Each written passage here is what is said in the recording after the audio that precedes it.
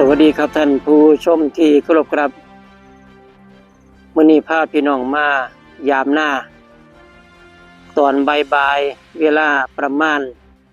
15:30 กว่านาทีหรือบ่าย3โมงกว่าๆครับพี่น้องครับในวันเสาร์ที่3พฤษภาคม2568ครับพี่น้องครับใกล้เวลาที่สิได้ลงไร่ลงนาแล้วครับพี่น้องใกล้เวลาสิลงไร่ลงนาแล้วใกล้ช่วงของวันพืชมงคลแล้วใกล้สิได้ทำการไถหุดหน้าไถหน้ารอบแรกนะครับไถพลิกดินรอบแรกแล้วไถหุดหน้าแล้วก็เลยมื้อนี้เลยพาพี่น้องมายามหน้ามาเบิ่งพื้นที่เพราะว่าได้คุยกับรถไถเพิ่นแล้วว่าช่วงนี้ถ้าว่างยามใดก็เข้าหน้าเลยมาไถหุดให้เลยนะครับก็เลยมื้อนี้มาเบิ่งพื้นที่ซะก่อนครับพี่น้องครับพอมาแล้วก็อยากเก็บเกี่ยวภาพอันน่าประทับใจให้พี่น้องเบิ่งครับนอกจากเบิ่งพื้นที่หน้าตอนนี้หญ้าบ่ค่อยมีดอกครับหญ้าบ่ค่อยมีเพราะว่ามันผ่านกุมภามีนาแดดร้อนจัดมาแล้วนะครับหญ้าก็มีนิดหน่อยประกอบกับพี่น้องเพิ่นก็เลี้ยงงัวเลี้ยงควายก็มากินหญ้ากินอยู่ตอนนี้ก็ถือว่าโปร่งตาหญ้าบ่ค่อยมีนะครับแล้วก็ได้ไถกลบตอบเฟืองไว้หลังจากเก็บเกี่ยวก็เฮ็ดให้ดินนี่มันก็มีสภาพบ่แน่นบ่แข็งปานใดก็สิไถหุดหน้าก็สิไถง่ายอยู่นะครับพี่น้องครับก็พร้อมแล้วนะครับในการที่สิลงไร่ลงนาในปี2568ของฝนนี่ครับฝนนี่นะครับปีที่แล้วนี่หน้าพ่อใหญ่วีนี่ได้เฮ็ดหน้าหวานก็หวานประมาณวันที่13-14มิถุนายนเทียบใส่กับปีที่แล้วก็เหลืออีกประมาณ40กว่ามื้อนะพี่น้องเนาะหรือประมาณ40กว่ามื้อครับพี่น้องครับที่พี่น้องเห็นอยู่นี่เป็นแปลงข้าวเจ้าครับนี่แปลงข้าวเจ้าแปลงยาวเลยทีเดียวนะครับแต่ว่าเอากันแท้น้อยๆไปกันไว้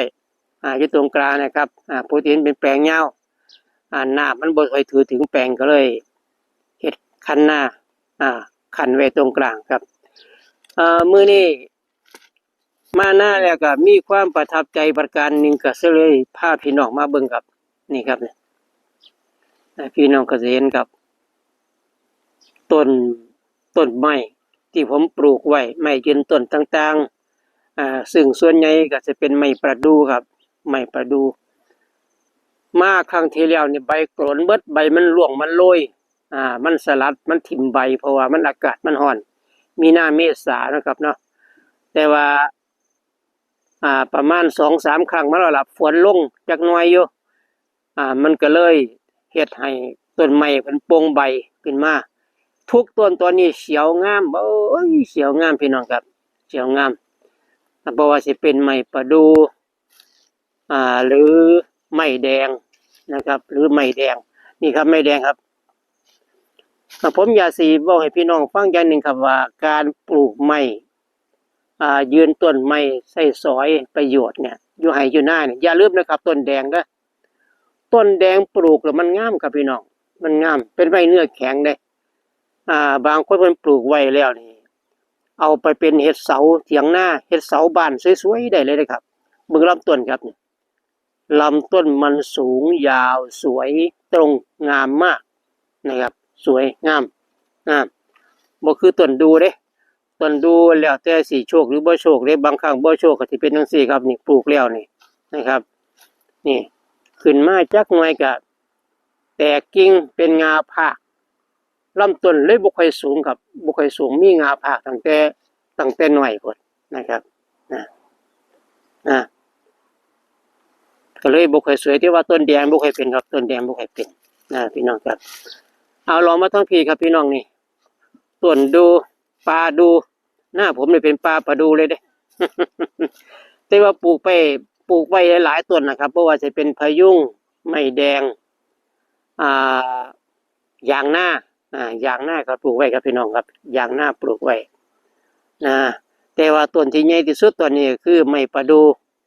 ไม้ประดู่นี่ถือว่าเป็นพระเอกของหน้าแปลงนี้นะครับปลูกไว้ก็หลายต้นอยู่10 กว่าปีมาแล้วนะครับ10 กว่าปีมาแล้วเราปลูกมาเรื่อยๆครับปลูกมาทุกปีปลูกซ่อมปลูกเสริมมาทุกปีนะครับแต่ว่าน่าสังเกตอย่างหนึ่งก็คือยางหน้าของผมนี่สงสัยมันสิบ่ค่อยถูกกันกับพื้นที่ตรงนี้จังได๋ก็บ่ฮู้จักนะครับบ่คือต้นดูมันเติบโตใหญ่ยากครับความจริงแล้วนี่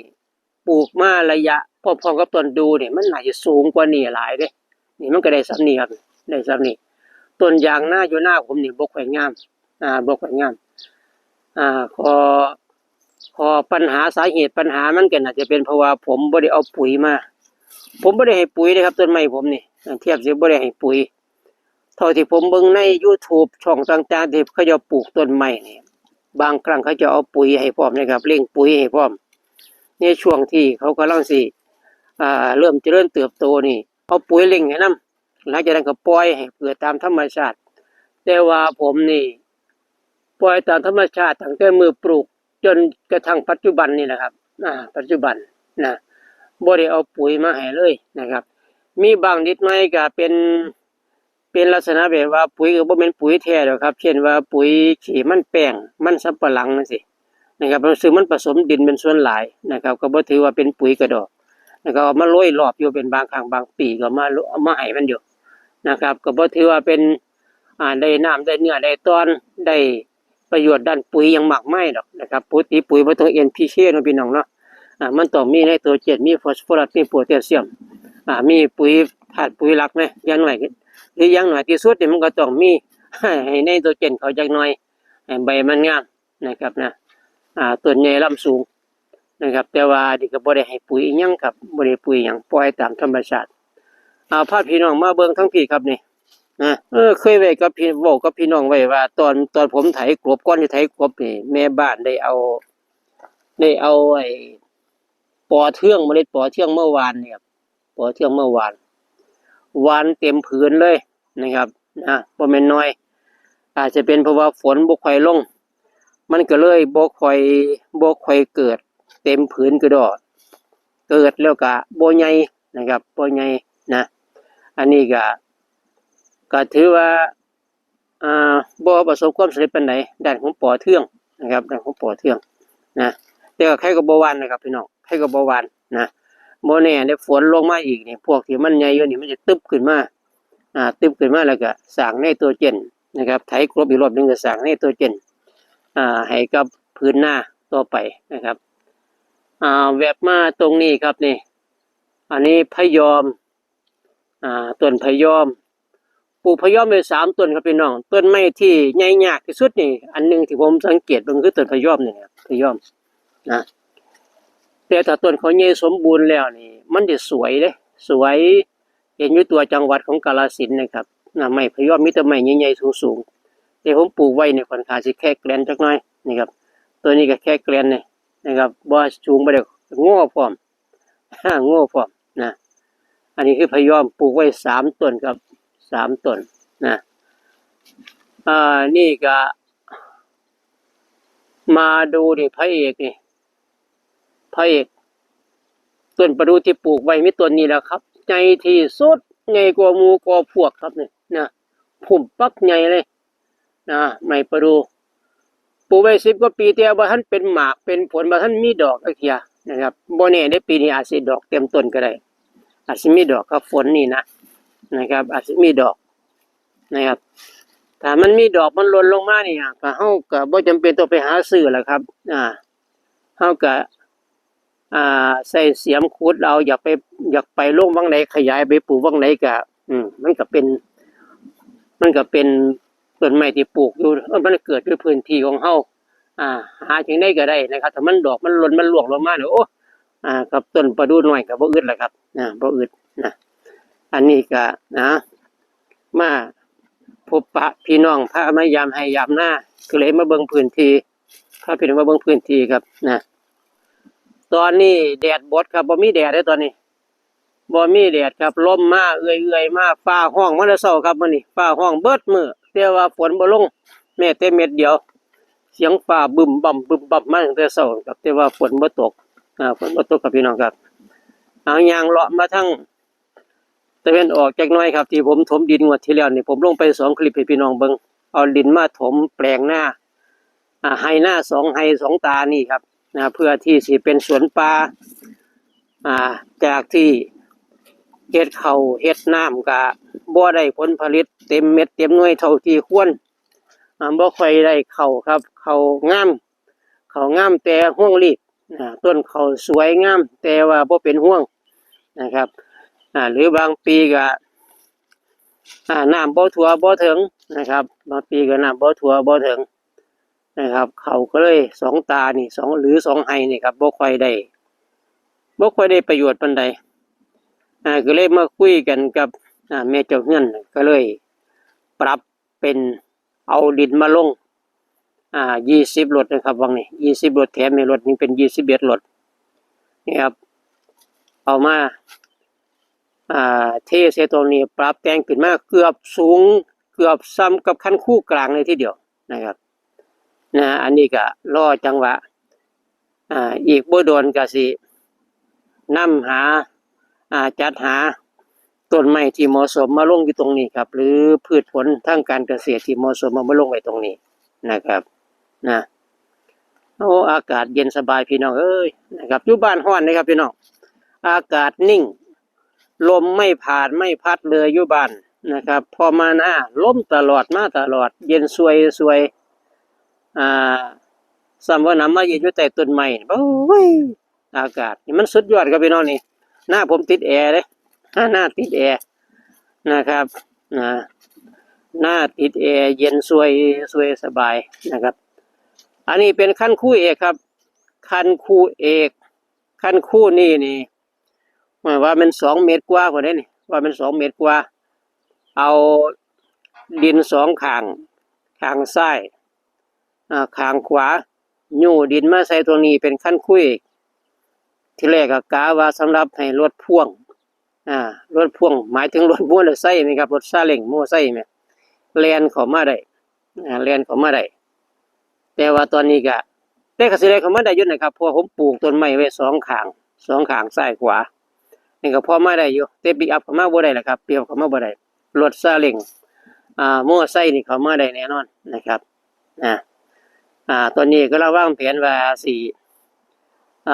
เอาเสาคอนกรีตมาตั้งเรียงรายแล้วก็ล้อมลวดหนาม3 เส้นไว้ขอบเขตของปริมณฑลส่วนตรงนี้แหละครับขอบเขตตรงนี้ล่ะเพื่อกันปศุสัตว์งัวควายสิมารบกวนในช่วงที่กำลังปลูกพืชผลต่างๆอยู่สิมาบ่มากัดมากินมากวนมันจะเป็นสัตว์เป็นส่วนอันนี้กำลังวางแผนอยู่ว่าจะใส่งบประมาณส่ำใดคงสิมหาศาลอยู่พี่น้องคงสิมหาศาลอยู่ต้นเสาคอนกรีตอย่างน้อยนา3นี่สิบ่ต้นละ100กว่าพุ่นบ่ถ้านา4นี่ก็หนักไปแล้วเนาะครับพี่น้องเนาะประมาณความสูง2 เมตรนี่ฝังจัก50 เซนจงไว้จัก1.50 เมตรนี่ครับมันก็สิแพงพอสมควรอยู่เอาแพงเท่าใดก็ต้องลงทุนแหละครับพี่น้องครับเพราะว่ามันเป็นระยะยาวได้ประโยชน์ระยะยาวครับพาพี่น้องมายามหน้าครับมื้อนี้ในการเตรียมความพร้อมในการที่ไถหดหน้าเข้าสู่ฤดูกาลทำนาแล้วครับพี่น้องครับนี่คือวิถีของความเป็นไปของชาวไร่ชาวนาครับต้องดูพื้นที่ก่อนดูพื้นที่ซะก่อนว่าสิเฮ็ดจังไดต่อไปนะครับเฮ็ดจังไดต่อไปปีนี้ก็บ่ฮู้ว่ามันสิฝนฟ้าชลทานสิเป็นจังไดเนาะมันสิเป็นจังไดมันสิน้ำมาหลายบ่ปีนี้นะครับเพราะว่าของผมนี่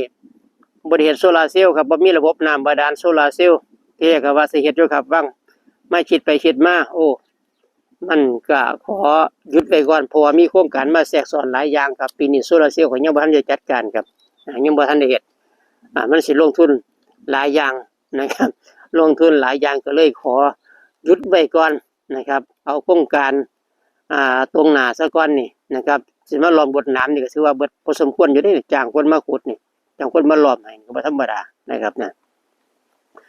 พี่น้องครับเว้ากับพี่น้องโดดพอสมควรไว้15นาทีมันคือโดนเถอะเนาะวันเว้าแป๊บเดียวนะครับมียาวมายืดเถอะเนาะ จังได๋ก็ติดตามเด้อพี่น้องเด้อนะครับซอยเป็นกำลังใจกดติดตามให้แน่นะครับกดติดตามเป็นหมู่เป็นพวกเป็นมิตรเป็นเสียหายนํกันนี่แหละครับนะขอฝากเสียงไปถึงพี่น้องทั้งประเทศลาวน้ำข้างเคียงครับพี่น้องลาวชาวลาวที่มาเบิ่งก็จังได๋ก็อย่าลืมกดติดตามกันครับพี่น้องครับพิกัดของผมตอนนี้ก็อยู่อำเภอสมเด็จจังหวัดกาฬสินธุ์นะครับภาคอีสานนะอำเภอสมเด็จจังหวัดกาฬสินธุ์ครับอยู่ใกล้ๆภูพานนี่ครับติดภูพานนี่แหละนะครับผมเบิ่งจำนวนผู้เข้าชมของผมนี่สิอายุประมาณ25ฮอด50กว่า50กว่า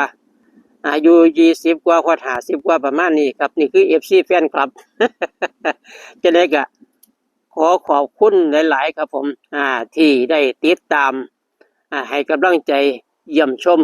ช่องของพ่อใหญ่วีมาโดยด้วยดีตลอดนะครับนะ